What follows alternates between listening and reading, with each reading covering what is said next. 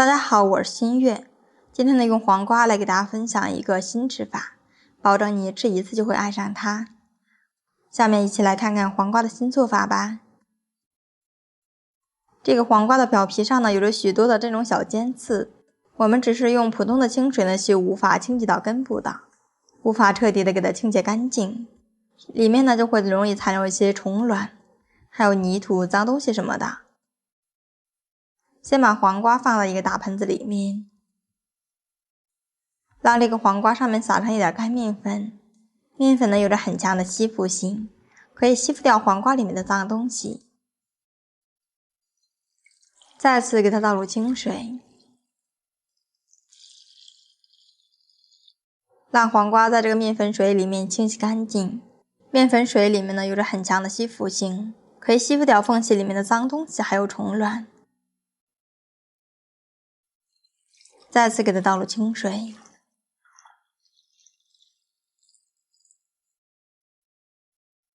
把上面的面粉给它清洗干净就可以了。黄瓜清洗干净以后放在案板上，用削皮刀给它去掉外皮。黄瓜中呢含有非常丰富的营养，其中包括维生素 C、胡萝卜和钾，所以说平时呢多吃上一点黄瓜，对身体是特别好的。削下来的黄瓜皮给它放在一边备用。接下来我们把黄瓜果肉切成小段，从中间一切为两半，然后给它切成6等份。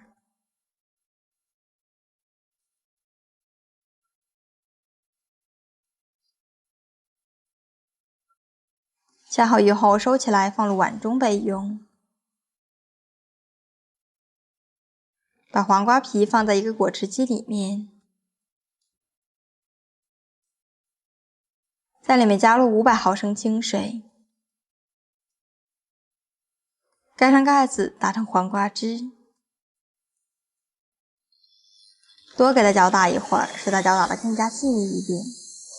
打好的黄瓜汁我们给它过滤到盆中来，先给它过筛一下，会更加细腻，像这样就可以啦。然后在里面加入一点酵母粉，大概5克左右，先用筷子给它搅拌均匀，搅拌均匀像这样就可以啦。然后分多次少量在里面添加面粉，这个面粉呢大概添加400-500克左右就可以了。我们具体还要根据黄瓜的多少和面粉的吸水量而决定。这个面粉呢不要一次性添加太多，一定要慢慢的添加，这样才能更好的掌握它的稠稀度。最后呢我们给它搅拌成像这样的稠稀度就可以了。盖上盖子，去找一个太阳醒发至2倍大。趁着发面的时间，我们准备一把的灰枣放在碗中来，先在表皮上淋上一点清水给它打湿，在里面加上一点干面粉，下手给它抓起一下。这个红枣的缝隙里面呢是很脏的，上面有着许多的脏东西，还有虫卵什么的，我们只用普通的清水呢是无法达到彻底清洁的，所以这个时候呢需要在里面添加面粉。面粉呢有着很强的吸附性，可以完全的清洗干净红枣。装点2分钟左右，感觉到有点沾手的时候，我们在里面加入清水，抓洗干净就可以捞出来了。再次放在一个大碗里面，再次倒入清水给它清洗干净，直到水变得非常清澈为止就可以了。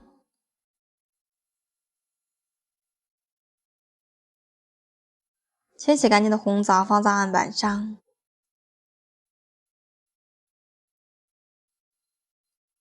我们用刀把它的果肉切下来。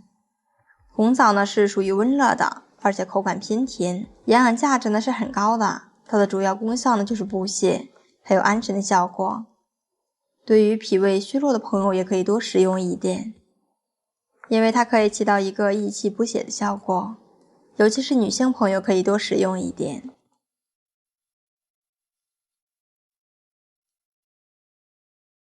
切好的红枣取一多半放入碗中，剩下的一小半呢，我们给它切得碎一点，这样吃起来会更加的有层次感。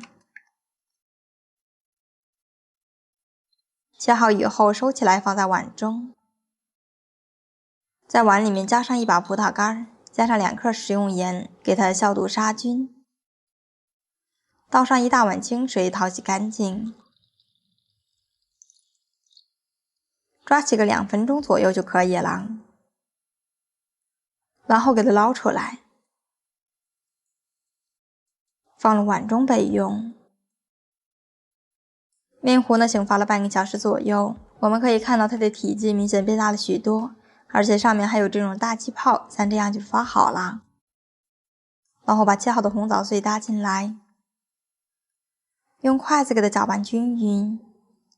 在搅拌的时候，我们可以顺时针搅拌一会儿，然后逆时针搅拌一会儿，不要顺着一个方向去搅拌，不然那样的话容易起筋性。最后给它搅拌成像这样的状态，这个过程呢大概需要2分钟左右，像这样就可以啦。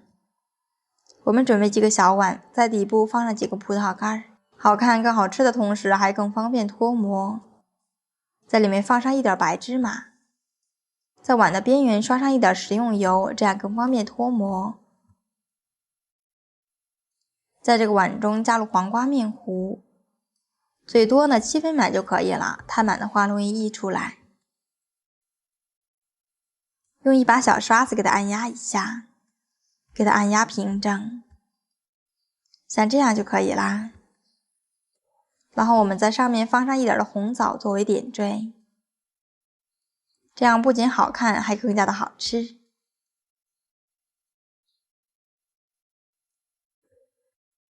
在中间的位置放上1颗葡萄干，像这样就可以了。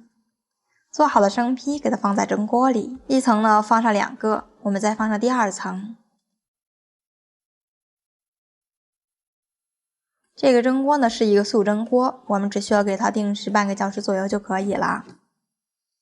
如果是普通蒸锅的话，我们就等着水开以后再计时30分钟，蒸的时候用中火蒸就可以。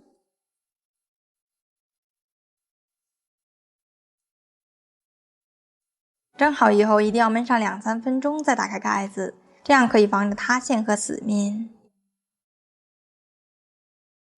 用手指按压可以看到非常的松软，按压下去可以立刻弹起来。现在闻上去呢有着浓浓的黄瓜香气，还有着大枣的香味儿。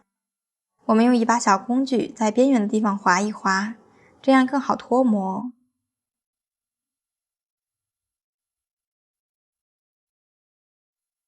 像这样很轻松的就可以脱模了。它的底部呢是这种满满的蜂窝组织，表皮呢是一个非常光滑细腻的状态。我们可以看到它的整体，无论是从底部还是在表皮上都是非常漂亮的。今天呢我们的黄瓜小碗发糕就做好了，看着呢就非常的有食欲。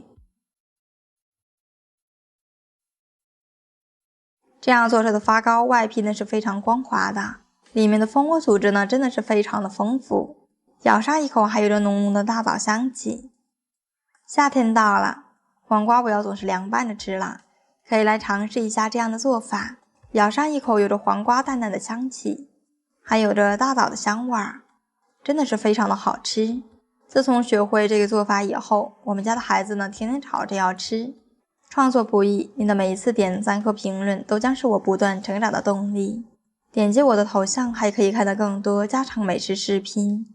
我是新月，我们下期再见。